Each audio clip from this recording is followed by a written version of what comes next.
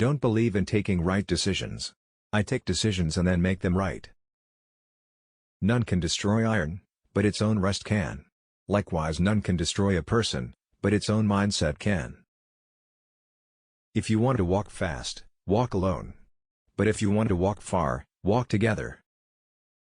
Ups and downs in life are very important to keep us going, because a straight line even in an ECG means we are not alive. The day I am not able to fly will be a sad day for me. I admire people who are very successful. But if that success has been achieved through too much ruthlessness, then I may admire that person, but I can't respect him. I came seriously close to getting married 4 times, and each time I backed off in fear or for one reason or another. Each occasion was different, but in hindsight when I look at the people involved, it wasn't a bad thing what I did. I think it may have been more complex had the marriage taken place. 100 years from now, I expect the Tatas to be much bigger than it is now. More importantly, I hope the group comes to be regarded as being the best in India. Best in the manner in which we operate, best in the products we deliver, and best in our value systems and ethics. Having said that, I hope that 100 years from now we will spread our wings far beyond India. Take the stones people throw at you, and use them to build a monument. There are many things that, if I have to relive, maybe I will do it another way. But I would not like to look back and think what I have not been able to. Apart from values and ethics which I have tried to live by, the legacy I would like to leave behind is a very simple one, that I have always stood up for what I consider to be the right thing, and I have tried to be as fair and equitable as I could be. One of the weaknesses of Indian industry is that in many areas, like consumer goods, it is very fragmented. Individually, the companies might not be able to survive. What is needed is a consortium of like companies in one industry, presenting a strong front to the multinationals. The Swiss watch industry did this. The early Rockefeller made their wealth from being in certain businesses and remained personally very wealthy. Tatas were different in the sense the future generations were not so wealthy.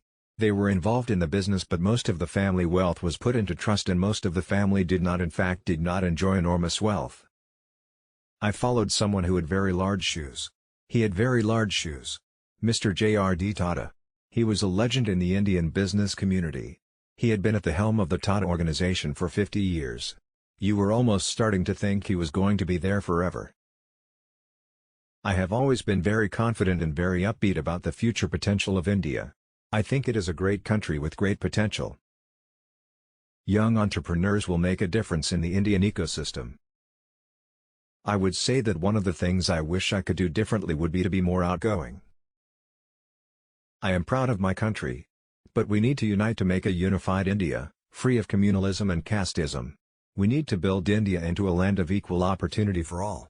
We can be a truly great nation if we set our sights high and deliver to the people the fruits of continued growth, prosperity and equal opportunity. When you see in places like Africa and parts of Asia abject poverty, hungry children and malnutrition around you, and you look at yourself as being people who have well-being and comforts, I think it takes a very insensitive, tough person not to feel they need to do something.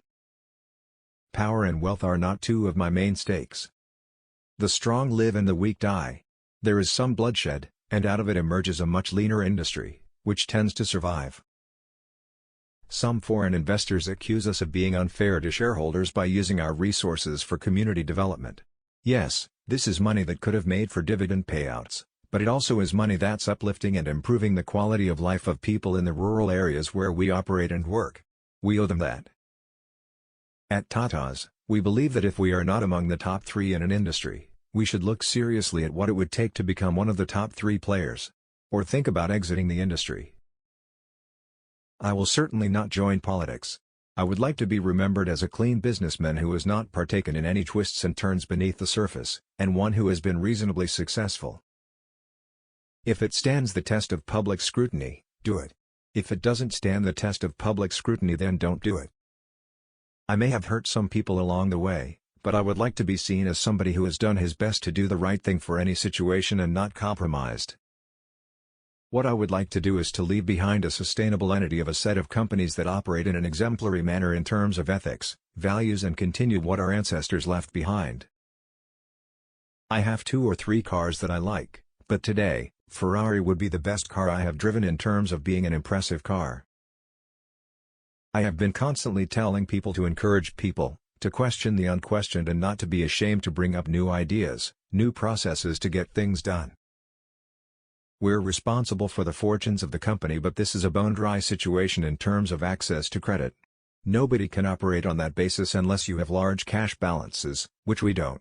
My concern is that the government doesn't appear to care about manufacturing.